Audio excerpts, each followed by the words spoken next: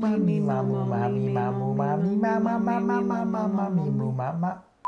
Hey everyone, welcome back to my channel. It's Matthew Varga here. You may notice I have a special guest for today's video.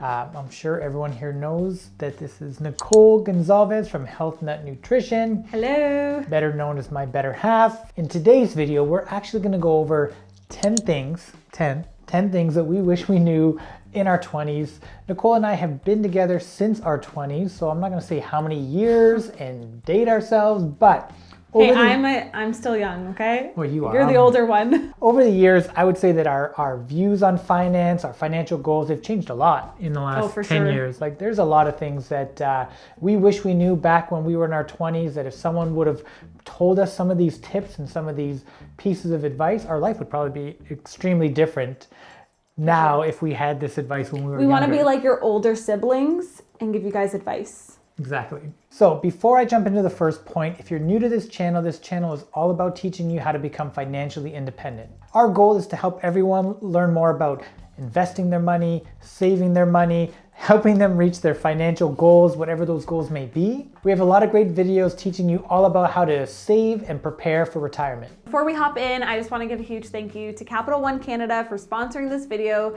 We're going to talk more about them later in the video, but you guys can check out the link down below for more information. Our first campaign together. I was just thinking, how crazy is it that, I've just been doing this YouTube journey for a short period of time, and like we're now working together on our first campaign. I mean, it's pretty cool. Yeah, almost a year, because you started just before Sage's birthday. Or yeah. sorry, Sage's birth, and now it's going to be her birthday soon, so. Exactly. High five, following your dreams.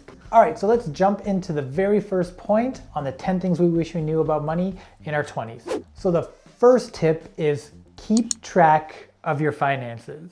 Sounds like an easy one. I feel like not a lot of people do it. No, exactly. One of the main pillars of a strong financial plan is knowing where your money's coming from and where your money's going to. So tracking your spending is one of the most important first steps that you can take when looking to gain control of your finances. Yeah, if you don't know where your money is going, you're not going to be able to like budget, plan for things, and save money for future things like buying a house. Very true. So when I think back to my younger self, I just think of so many times that I spent money poorly. I wasted money. Do you remember when we bought the motorcycle helmets because we thought we were gonna get a motorcycle? I never got motorcycles. Like, what's something that you remember just kind of like spending money on that you're like, I can't believe I did that? One of mine was like later in my 20s, and it was this really expensive dress for a red carpet event. It was such a ridiculous amount of money, and I wore it once. And it's sitting in my closet collecting dust, and now I really only buy things that I know I can wear more than once and that don't cost an obscene amount of money. The second tip is to commit to your budget, which in my opinion is probably just as important as tracking your finances. I agree. Having a good budget in place is an extremely important part of any financial plan.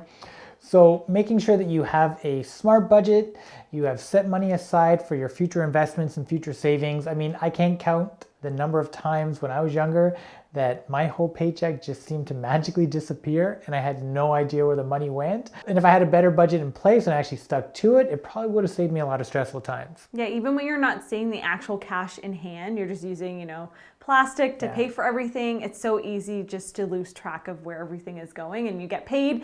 And then once you pay all your bills and stuff, you're not left with much. And if you're not like tracking your spending and budgeting, you're not going to be able to work towards those future goals. Yeah, good point. The third tip is set up an emergency fund. I can't tell you the importance of having an emergency fund and just how it can keep a lot of stress off of your mind by just knowing that you have 3 to 6 months of your expenses set aside. I mean, emergencies can happen at any age, it can happen at any time. So having that money set aside just gives you that peace of mind, helps me sleep at night knowing that I have that. I think that's like one of the biggest things throughout my life is just always having money set aside. I think it's something my mom instilled in me at a very young age. Even she's always like, have a $20 bill in your wallet just in case, especially always has one. Always, and I feel like I never carry cash these days. But I feel like it can help reduce the stress on like the day-to-day stuff, because even if you are like still living paycheck to paycheck, you're in school, or whatever the case is, you still have that emergency fund if something was to come up. You're not just relying on that paycheck to paycheck.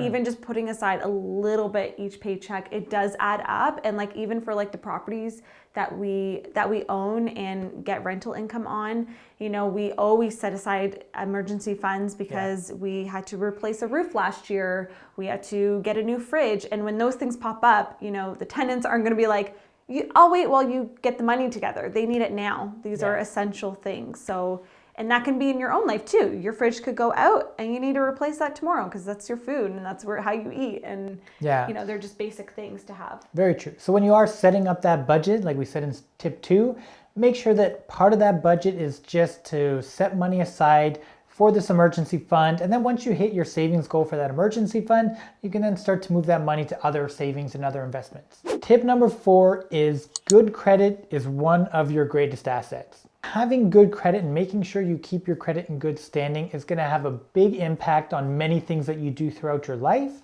whether it's going for like a mortgage, looking to rent a new apartment, a car loan, phone plan, business loan if you're looking to start a business. So all of these things are impacted by your credit score. So it's going to have an impact on your application. It's also going to have an impact on the interest rate that you can qualify for. So sometimes the stronger credit score you have means you're going to have a lower interest rate, which does save you money in the long run. And something I always say too is just money is not common sense, like no pun intended, but I just feel like it's not taught enough in school. And you know, before I met Matt, I always thought, you know, just having no credit is better than having bad credit, but it's actually the opposite. And I think it's just really important to make sure you're educating yourself and learning outside of just the saving and the spending, but also more advanced stuff when it comes to finances too. So one of the most important things to know about your credit score is when you apply for a lot of credit cards, each time that you do it actually hits your credit and it can have a negative impact on your credit score. That's one of the great things about Quick Check from Capital One. By using this tool, you don't have to worry about having a negative impact on your credit score. When you use Quick Check, you will know exactly what Capital One credit card you will qualify for without hitting your credit score and without having a negative impact. All right, tip number 5 is don't dip into your savings account. So when you have that budget in place, you're putting money aside into your savings, it's important to make sure that that savings is something that you don't touch, you don't dip into. I don't know about you, but I know when I was younger, I would always dip into my savings account because I was like, maybe there was a party that weekend, maybe it was a trip, maybe it was just to, you know, take a pretty girl out for dinner, like this one here. But I'd always dip. Right, you're like, let's split the bill. I'd always dip into my savings account, and then I would say, oh, next paycheck, I'm just gonna put that money back and some extra, you know, and then like without fail, it just seemed like every time it would come to that next one, I never put that money back. I'd always find another reason to spend the money. So it's important that when you have that savings account, you don't dip into it, you keep it set aside for the purpose that it was saved for. It's like it doesn't even exist. Out of sight, out of mind. Exactly. Can't touch it, it's locked. Tip number 6 is skip that new car. I know it's tempting to want to get the newest, nicest car, but the reality is those new nice cars come with big payments as well. A lot of money. Yeah, so like buying a new car is going to have a huge strain on your monthly budget and your finances. You know, I would always recommend that you just look to embrace ride sharing, public transit. You know, if you do need a vehicle because of where you live, like look at getting a used vehicle that's going to come with, you know, very low monthly payments. That way you can put that money aside for savings. And as soon as you buy a new car and drive it off the lot, it depreciates in value so much. It's not an asset by any means, except for getting you around. And it's definitely convenient. Of course. And nice having a new car. I mean, even for us, I mean, we are still driving the same used vehicle that we bought 6 years ago. Now, I mean, like, Jake. It still runs, it still does good. We bought it used. We bought it for, I think, like $15,000 or something like that. It's paid off now. And it's done good. It's not a payment we have to worry about. And it even has a ding on the side because I hit something in an underground parking lot. Don't tell Matt. And we haven't gotten it fixed. But you know what? It's great. It's reliable. It gets us to point A to B. Exactly. And, you know, eventually we do want to get a second vehicle, but it's, it's still Now it running. does the job. So skip that new car payment, save the money, invest the money. You'll thank yourself in the long run. Yeah, no one wants to be car poor. Exactly. Tip number 7. If you have a partner, talk about your finances with them. I mean, the main cause for a lot of relationship issues is money issues. So I think it's important to be open, honest, transparent. I think it's just going to help your relationship in the long run by having that transparency with your partner when it comes to your finances. I mean, I think we're pretty good with our finances. We're Better now. Better now. We definitely were not in the beginning. We were always like this is on why the it's same... a lesson that we wish we learned in our 20s is But to I be a bit feel more like open. I feel like in the beginning, like we've always been good separately with money, but it's Yeah. like the joining of the two, which was, you had your ways, I had mine. That's true. And then it wasn't just personal, but it was also business expenses too, that we had to navigate and be on the same page with. So there was definitely a bit of a rocky part, and also just like making the time to be on the same page. It's not like a sexy thing to talk about money sometimes. Oh. But it is really important because, like you said, a lot of stress and arguments happen around money. And even before I met you, it was always something that was really important to me to have like a positive relationship with my partner around money. It definitely took us a little bit of time to like work through things and figure things out. But I think we're obviously in a great place right now. So I am thankful for that. But if you are trying to navigate your finances, by yourself, then it's usually a good idea to maybe speak with a financial expert, a financial advisor to help you decide like what your goals are, and set some like strategic plans working towards that. There are a ton of free resources that you can find out there online. I mean, there's the Capital One Life and Credit blog. There's your channel. There's Make my sure you're channel. subscribed. Make sure you subscribe.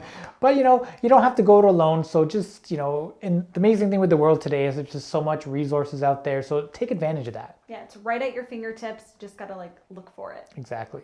Tip number 8.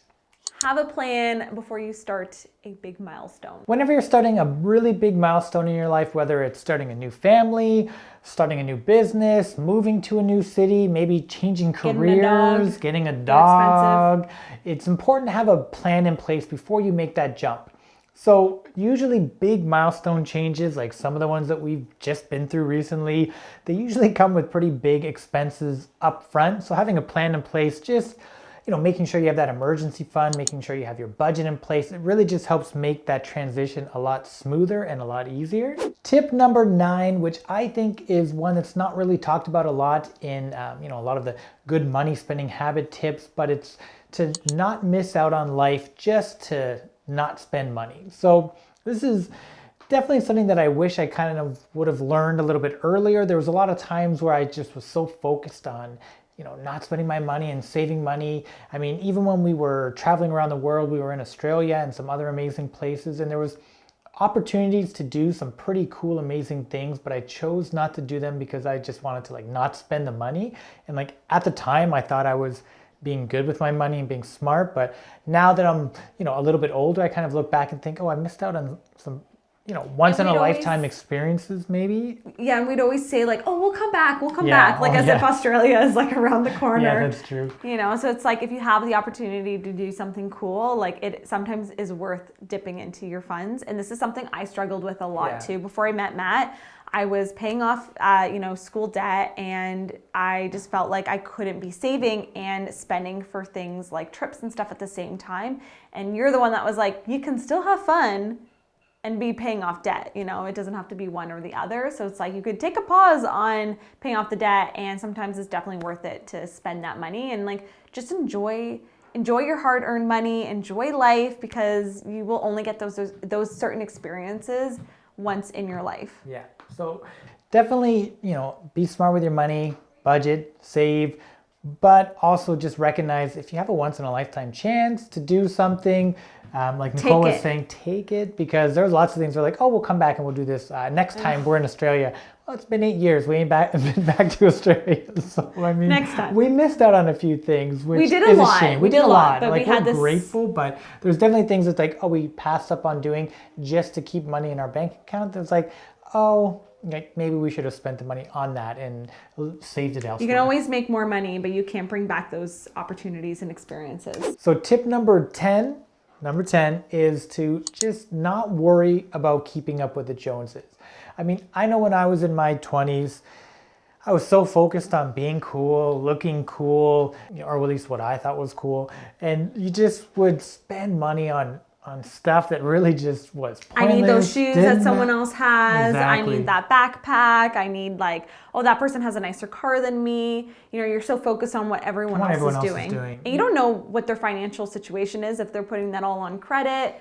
If their parents are buying it for them, you have no idea. Yeah, so I think that's an important point to keep in mind, is that with social media these days, it just seems like everyone's living like the baller lifestyle, but you really don't know what's going on behind the scenes. I mean, some of these people are up to their eyeballs in debt, they're stressed out. So, trying not to focus on keeping up with other people, is just gonna focus on doing what's right for you, what's important to you, what makes you feel happy.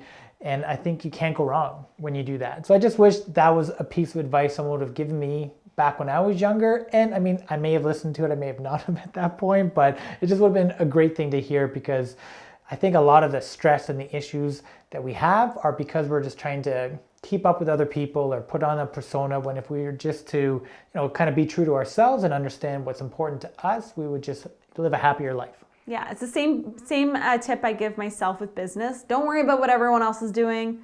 Focus on yourself. So there you have it. Those are our 10 tips that we wish we knew when we were in our 20s. We really hope you liked today's video. We hope it gave you some tips on how to just build your financial plan and help bring you closer to financial freedom. Once again, a huge thank you to Capital One Canada for sponsoring this video. If you guys want to learn more about their quick check tool from Capital One, check the link down below. And thank you for being our first duet sponsorship. This is so cool to be working on this with you. Yeah, it was fun. A lot of fun, a lot of bloopers. I think we had a good time. Make sure you subscribe to this channel if you're not already. Give this video a thumbs up. If you have any questions or comments, leave them down below and I'll be sure to help you out there. Thanks again for watching. I'll see you next week. Nicole won't be here, but she's got her own videos, so she'll see you next week too. Come subscribe to my channel. A little plug for me.